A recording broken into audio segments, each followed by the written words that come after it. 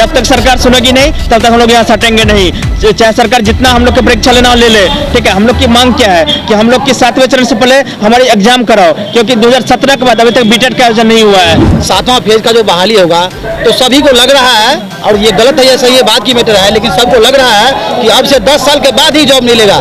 क्यों ऐसा, क्यों आखिर दिल्ली में ऐसा क्यों नहीं होता है? शिक्षा मंत्री को देखिए क्या है, एकदम पूरी तरह से बात कर 22 दिसंबर तक जितने भी 2022 दिसंबर तक जितने भी वैकेंट सीट है सबको सब मंगवा रहे हैं और सबको सब इस बहाली में जोड़ रहे हैं। 1,80,000 सीट को इस बहाली में जोड़ रहे हैं। उसके बाद हम 2022 में जो प्रोसेस कंप्लीट करेंगे वो कहाँ जाएंगे? हम ये शिक्षा मंत्री से पूछना चाहते हैं। और शिक्षा मंत्री अगर ये आगे सामने कह दे कि हाँ बीटेट नहीं होगा, बीटेट संवैधानिक अधिकार नहीं है, तो हम मान लेंगे। देखिए लगातार बीटेट के जो अभ्यर्थी हैं गर्दनी बाग धरना स्थल पर बैठे हुए हैं, बीएड डीएलएड करके लगातार यह मांग कर रहे हैं कि 7वें चरण से पहले जो पात्रता परीक्षा है बीटेट की वो हो। ये तस्वीर आपको दिखा देना चाहेंगे इस तरीके से हौसला जो है वो बुलंद है। गर्मी बहुत ज्यादा है लेकिन लगातार जो अभ्यर्थी है वो धरना प्रदर्शन कर रहे हैं। क्या नाम है आपका? विवेक कुमार, हम सहरसा से आए हुए हैं। 9वां दिन बैठे हुए हैं, 9वां दिन बैठे हुए सरकार फिर हमारी सुन रही है। हम लोग शांतिपूर्ण ढंग से आंदोलन कर रहे हैं और हम लोग सरकार चाहते हैं कि हमारी बातों को सुने और 7वें चरण से पहले बीटेक कंडक्ट करें, जिससे हम लोग की सहभागिता हो सके और बिहार को एक अच्छे शिक्षक मिल सके। लेकिन सरकार आप लोगों की बातों को नहीं सुन रही है। सरकार लगातार जो कहते हुए नजर आ रही है कि 7वें चरण का जो नोटिफिकेशन है वो जारी होगा, बहाली होगी, उसके बाद एग्जाम का कंडक्ट। सरकार हमारी बात को सुनेगी क्योंकि सरकार सबकी होती है, सरकार किसी एक जनता की नहीं होती, सरकार पूरे प्रदेश की होती है और पूरे प्रदेश की जनता की बातों को सुनती है। ठीक है, जब तक सरकार सुनेगी नहीं तब तक हम लोग यहाँ सटेंगे नहीं, चाहे सरकार जितना हम लोग की परीक्षा लेना ले ले। ठीक है, हम लोग की मांग क्या है कि हम लोग की 7वें चरण से पहले हमारी एग्जाम कराओ, क्योंकि 2017 के बाद अभी तक बीटेट का आयोजन नहीं हुआ है। हमारी मांग तो बहुत सिंपल सी है, सरकार एक महीना में पूरा देश में चुनाव करा सकती है। क्या सरकार एक महीना में हमारी परीक्षा नहीं करवा सकती है? हमारी परीक्षा करवाएं, उसके तुरंत बाद 7वें चरण दे दें, हम लोग भी शामिल हो जाएंगे, हमारे भाई भी शामिल होंगे, हम सब मिलकर बिहार को एक अच्छे शिक्षक प्रदान करेंगे। क्या नाम है आपका? मेरा योगेंद्र कुमार नाम है सर। 9वां दिन बैठे हैं धरने पे, गर्मी बहुत ज्यादा है। जी बहुत ज़्यादा गर्मी है सर, हम लोग बहुत संघर्ष कर रहे हैं और संघर्ष कर हम आए हैं सर मनेर से। जी क्या कहिएगा सरकार से यही कहना है कि 7वां फेज से पहले सीटेट होना चाहिए, बीटेट होना चाहिए और नहीं तो इसके अलावा हम लोग बहुत कुछ करने के लिए तैयार हैं, सरकार को दिखाने के लिए तैयार हैं और रहेंगे। क्या नाम है आपका? मेरा नाम शंकर कुमार राम है, मैं दरभंगा से आए हुए हैं। क्या कहिएगा? हम शिक्षा मंत्री से यही कहना चाहते हैं कि 7वां चरण से पहले बीटेट होना बहुत ही ज़रूरी है, क्योंकि बिहार के अंतर्गत जो मातृभाषा है, जैसे कि हम लोग का भाषा मातृभाषा मैथिली है, किसी का मगधी है, किसी का भोजपुरी है, सबका अपना अपना अधिकार है और अपने अपने भाषा में एग्ज़ाम देना चाहते हैं। और सीटेट में तो ऐसा नहीं है, उसमें हिंदी, इंग्लिश और संस्कृत और उर्दू और हमारी मातृभाषा मैथिली का कहीं दर्जा नहीं दिया गया है। इसलिए चाहते हैं कि बीटेट का आयोजन हो और तब जाकर हम मिथिला का टीचर बनेंगे और बच्चों का भविष्य को उज्जवल करना सीखेंगे। आपने जो पोस्टर लिया है उसमें आप लिखे हुए हैं बीएड डीएलएड पास झाड़ू वाला, ऐसा क्यों? क्योंकि सर सरकार ही हम लोग को रोड पर ला दी है, बीएड करके डीएलएड हम लोग करके और इतना मेहनत करके सरकार हम लोग को ला दिया है, तो क्या करें सर, हम लोग रोड पर आ ही गए और इसके लिए सरकार जिम्मेवार है, हम लोग क्या करें इतना पढ़ लिख कर।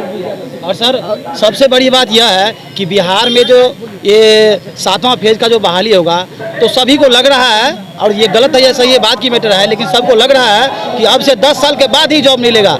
क्यों ऐसा, क्यों आखिर दिल्ली में ऐसा क्यों नहीं होता है? दिल्ली में एक साल बाद एग्जाम होता है तो विद्यार्थी यदि फेल हो जाता है तो उसको इंतजार रहता है कि अगली साल हम मेहनत करेंगे और लगन से पढ़ेंगे तो अगली बार जरूर पास करेंगे, लेकिन बिहार में ऐसा नहीं होता है। इसलिए हम लोग चाहते हैं कि 7वें चरण से पहले बीटेट होना चाहिए। हम भी सरकार से यही चाहते हैं कि 7वां चरण से पहले हम लोग को बीटेट ले, ताकि हम लोग 4.5 लाख बच्चा इसमें शामिल हो सके। और भी कुछ अभ्यर्थी हैं, उनसे बात करेंगे हम। क्या नाम है आपका? सुमित कुमार, छपरा से आए हैं। देखिए हम ये कहना चाहते हैं कि जब भी मतलब कोई स्टेट गवर्नमेंट अपना वैकेंसी देती है, इससे पहले एक अपना पात्रता परीक्षा लेती है। इससे पहले भी 6ठा चरण में हुआ था, इससे पहले पात्रता परीक्षा लिया गया था, 5वें चरण से भी पहले पात्रता परीक्षा लिया गया। तो इस बार सरकार मतलब ये कि इतना अपने जिम्मेदारी से भाग क्यों रही है? तुरंत ये अपना एक लेटर जारी कर देती है कि हम नहीं लेंगे। आखिर ये अपना जिम्मेदारी से कब तक भागेंगे। उनको पहले तो सोचना पड़ेगा ना कि हम लोग का भी आखिरकार जब हम लोग बीएड डीएलएड किए हुए हैं, आखिर हम लोग का भी इतना पैसा खर्च हुआ और हम लोग कहाँ पे आ गए, रोड पे आ गए। तो फिर हम लोग का भी तो गार्जियन है ना, पैसा आखिर के क्यों किसी को लगाएगा आगे भी तो मतलब हम लोग से बाद में जो बच्चा कर रहा है वो लोग भी तो आएगा फिर रोडे पे, फिर आएगा गर्दनी बाग, तो वो लोग भी कहाँ जाएगा। क्या नाम है आपका? राजवीर शरण। राजवीर जी, लगातार देखिए, हमारा बीटेड हमारा संवैधानिक अधिकार है, ठीक है, और शिक्षा मंत्री मतलब दबाव में आगे काम कर रहे हैं, दबाव में, क्योंकि उनको पता है कि 2019 से पहले बहाली ले चुके हैं और 2011-17 का जो बीटेड पास से बेहतरी थे उसमें सम्मिलित हो चुके थे, और 2019 के बाद मात्र 2 बार सीटेड हुआ, बीटेड तो हुआ नहीं है। और 2000 शिक्षा मंत्री के देखिए क्या है, एकदम पूरी तरह से दबाव बात कर 22 दिसंबर तक जितने भी 2022 दिसंबर तक जितने भी वैकेंट सीट है सबको सब मंगवा रहे हैं और सबको सब इस बहाली में जोड़ रहे हैं। 1,80,000 सीट को इस बहाली में जोड़ रहे हैं। उसके बाद हम 2022 में जो प्रोजेक्ट कंप्लीट करेंगे वो कहाँ जाएंगे, हम ये शिक्षा मंत्री से पूछना चाहते हैं। और शिक्षा मंत्री अगर ये आगे सामने कह दे कि हाँ बीटेड नहीं होगा, बीटेड संवैधानिक अधिकार नहीं है, तो हम मान लेंगे। लेकिन शिक्षा मंत्री तो कह रहे हैं 7वें चरण का जो बहाली है वो होगा उसके बाद करेंगे। उसके बाद हम लोग लेके क्या करें? उसके बाद क्या करेंगे? डिग्री लगा देंगे, रोड पे आकर डिग्री लगा देंगे। 7वां चरण के बाद अगर बीटेड होगा तो रोड पर आकर डिग्री लगा देंगे, क्योंकि 10 साल बाद सारा लोग का एज खत्म हो जाएगा। 10 साल के बाद सारा लोग का एज खत्म हो जाएगा, तो क्या करेंगे? डिग्री लगा देंगे आके।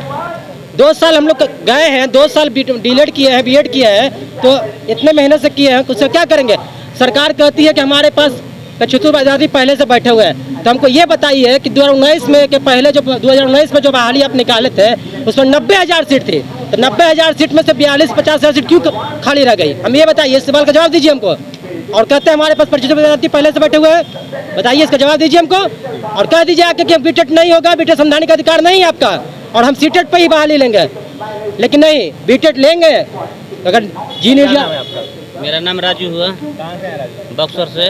बक्सर से हैं। क्या कहेंगे सरकार? मेरी मांग है कि सरकार से कि 7th फेज से पहले जो है कि बीटेड होना चाहिए, क्योंकि 2017 के बाद में बीटेड नहीं हुआ है। हमारा संवैधानिक अधिकार है कि बिहार का हम लोग मूल निवासी है, क्षेत्रीय भाषा यहाँ का जो है कि हम भोजपुरी है, उसमें सीटेट में नहीं है, तो इसलिए हम लोग बीटेड देना चाह रहे हैं। सरकार से मांग है कि मेरी मांग को पूरा करें। मातृभाषा जिंदाबाद। देखिए, तमाम बीटेड के अभ्यर्थी हैं, क्या कुछ कहना आपने सुना है। देखिए, 9 दिन से धरना प्रदर्शन में बैठे हैं और साफ साफ कह रहे हैं कि 7th फेज से पहले जो बीटेड का जो पात्रता परीक्षा है वो, लेकिन कहीं ना कहीं शिक्षा मंत्री ने साफ कह दिया है कि पहले 7वें चरण का बहाली होगा, उसके बाद बीटेड का जो पात्रता परीक्षा है उसका आयोजन होगा। लगातार तमाम जो अभ्यर्थी हैं वो बैठे हुए हैं और साफ साफ कह रहे हैं उम्र पार हो जाएगा तब क्या हम पात्रता परीक्षा देंगे और तब हम शिक्षक बनेगा। क्या कुछ कहते हैं आपने सुना। और भी तमाम खबरों के लिए बन रहे हैं NBC 24 न्यूज के साथ। हमारे चैनल को सब्सक्राइब करें, पेज को लाइक करें। बहुत बहुत धन्यवाद।